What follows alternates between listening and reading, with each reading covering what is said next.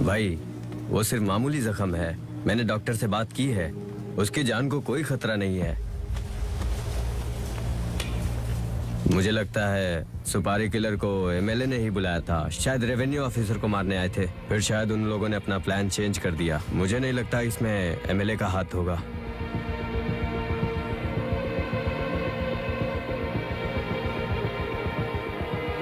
भाई हाँ, मैंने डबल गेम खेला था, लेकिन एमएलए के लिए नहीं, आपके बेटे के लिए।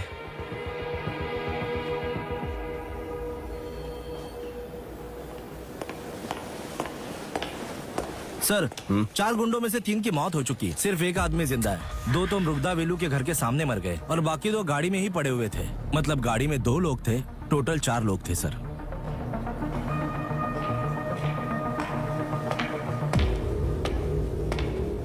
मैडम, अगर उस गाड़ी का दरवाजा खुला नहीं होता तो अब तक आप भी मर चुकी होती। सच है ना?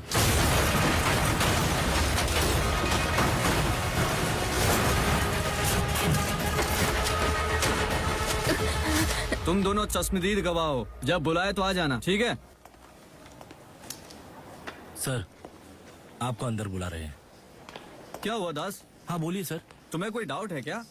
मेरे मुआयने के हिसाब से राजनीतिक कत्ल लगता है। अल्सा मौलिक मोर में एक वकील है, सुपारी किलर्स का शायद वही एजेंट है।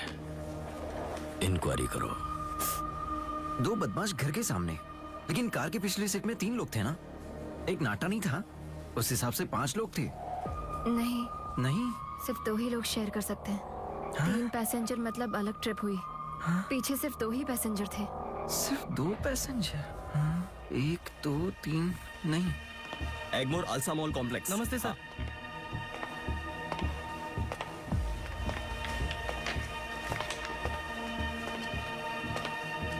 आपके बेटे को कुछ नहीं होगा, वो ठीक हो जाएगा। बैठो बेटी।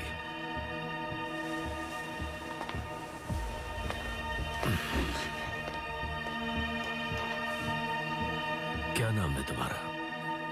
जमुना। तुम्हारे पिताजी क्या करते हैं? ड्राइवर। अब वो नहीं रहे, उनका खून हुआ था।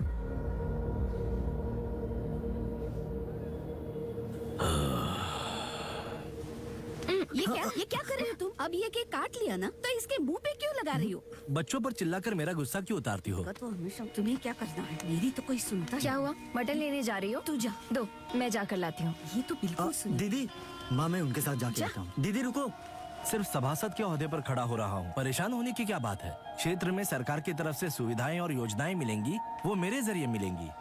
ये काम होता है काउंसलर का, वरना मैं पहले तो बस एक ड्राइवर हूँ।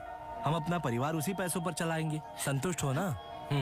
फिर वो जो लोग फोन पे धमकी क्यों देते? वो मैं देख लूंगा, तुम क्यों परेशान हो? बस तुम मुझे डराया मत करो, ठीक है? यहाँ देखो, जरा मुस्कुराओ, मुस्कुरा भी दो ना। अरे कौन है तुम? अरे कौन हो तुम?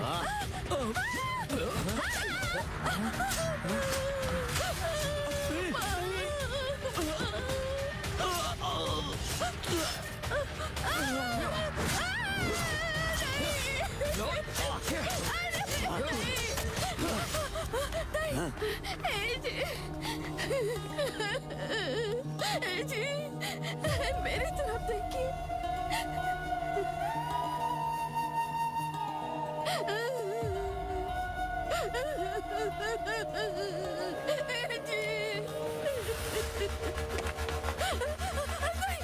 भगवान के लिए छोड़ दो उन्हें, छोड़ दो उन्हें। हम पुलिस स्टेशन गए थे, उन्होंने मेरे पापा की लापता कंप्लेंट दर्ज कर ली। हमारे पास अपने दर्द को सहने के सिवा कोई रास्ता नहीं था। सब कुछ भूल जाऊं, उनका खून हुआ था ये भूल जाऊं।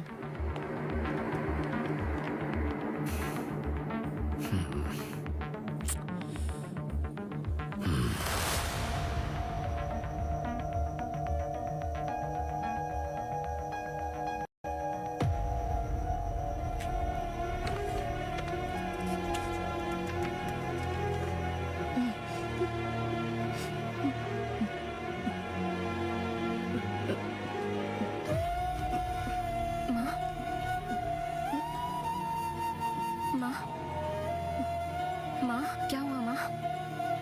माँ चिंता मत करो माँ, आप सो जाओगी तो आपको अच्छा लगेगा।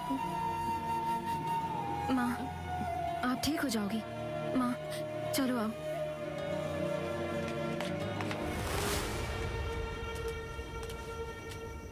दीदी, उन लोगों ने हमारे पापा को फोन करके धमकाया था।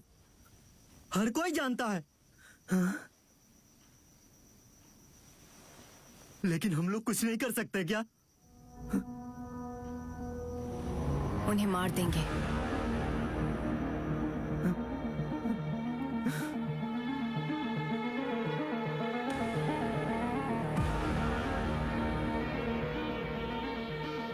धीरे धीरे हमारे परिवार की गाड़ी पटरी पर आने लगी। मेरा भाई फायर इंजीनियर बन गया, वो बेंगलुरु चला गया। कोई गर्लफ्रेंड नहीं है। दीदी, मैं उस गैंग में शामिल हो गया हूँ।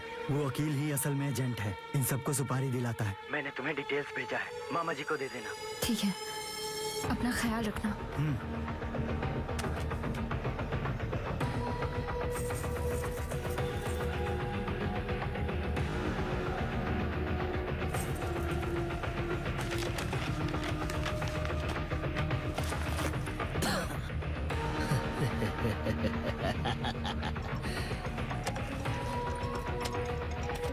शादी के लिए हमें अच्छा मुहूर्त देखना है। दूल्हा कौन है?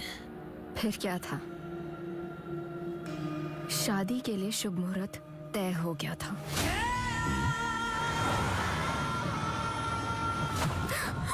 तुम जिस जगह हो वहाँ से 1 किलोमीटर की दूरी पर विष्णु मंदिर का गेट क्रॉस करते ही उसे भी वैसे ही मरना होगा जैसे उसने हमारे पापा को मारा था।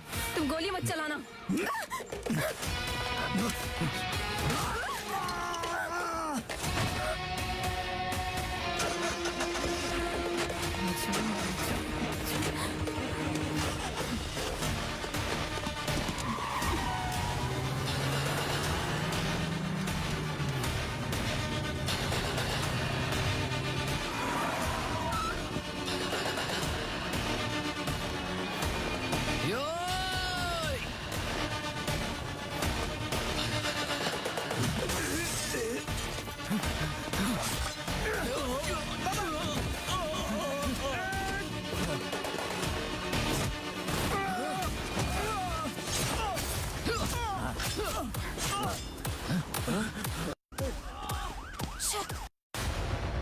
हमारे जैसे आम लोगों के लिए जिनकी ना कोई पहुंच होती है और ना ही कोई सुनवाई होती है, हमें अपना मुंह, आंख, कान सब बंद रखना पड़ता है।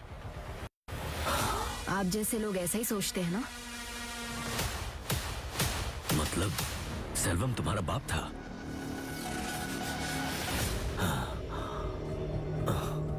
उसी क्षेत्र से आपके बेटे को चुनाव लड़ने दे। मैं भी लड़ूंगा। इस बात का फैसला जनता पर छोड़ दे कि काउंसलर कौन होगा। क्या कहा? माफी मांगो। माफ कर दीजिए। ये लोकतांत्रिक देश है, कोई भी कहीं से भी चुनाव लड़ सकता है। हमारे संविधान ने इस बात का सभी को अधिकार दिया है। आप चुनाव लड़ सकते हैं। शादी के लिए एक मुहूर्त निकालना है। दूल्हा कौन है?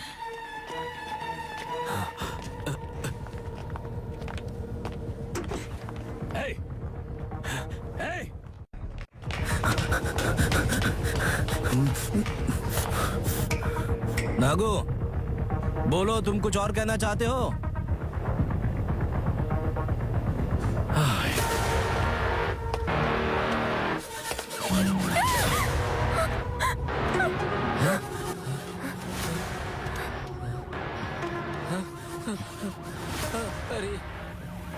मैंने कहा था ऐसे कि मेरी तरह एक आम औरत है, और ये सच है। मेरे पापा कहा करते थे ऐसे कि अमन की भी कहानी सच है। ए, क्या बोल रही है तू?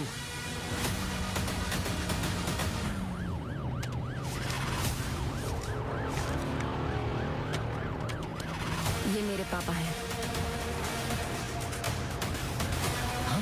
ए, फोड़ दे इसकी तो।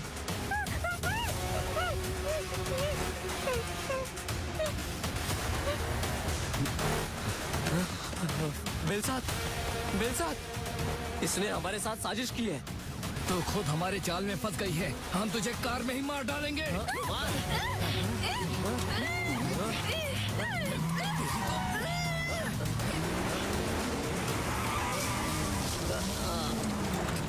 दीदी, हमें ये मौका मिस नहीं करना है। हम उसे मार देते हैं।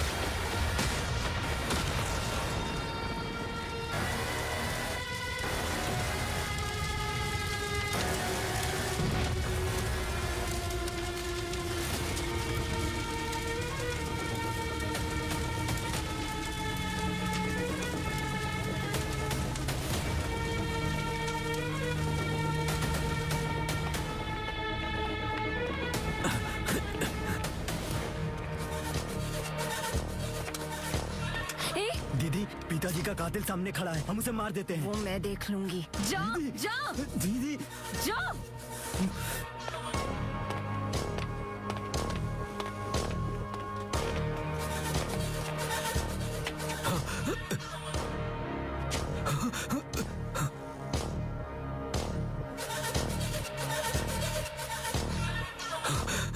Excuse me.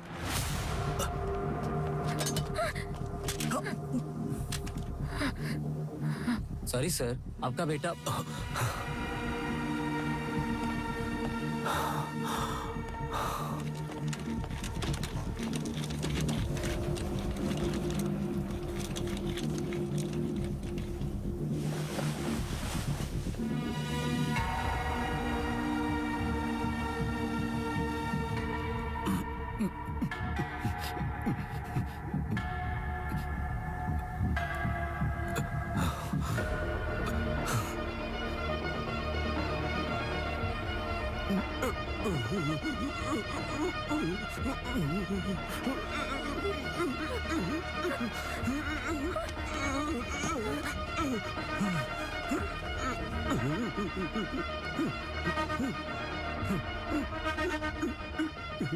तुझे मरना नहीं है, तुझे जिंदा रहना है। हर रोज तुझे तिल तिल कर मरना है। जिंदगी में खुशियाँ सिर्फ दौलत, शोहरत, नाम, रुतबा से नहीं मिलती है, सिर्फ प्यार से मिलती है। और अब तू तड़पेगा।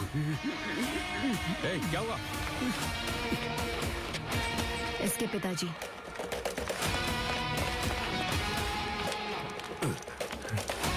डॉक्टर, फौरन देखिए।